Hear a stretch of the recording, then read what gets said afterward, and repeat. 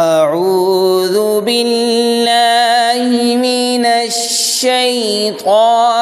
الرجيم بسم الله الرحمن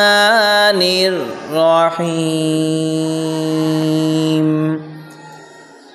أرأيت الذي يكذب بالدين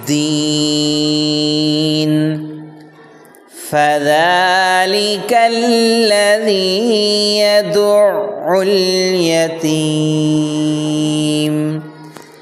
ولا يحض على طعام المسكين فويل للمصلين الذين هم عن صلاتهم ساهون الذين هم يراءون ويمنعون الماعون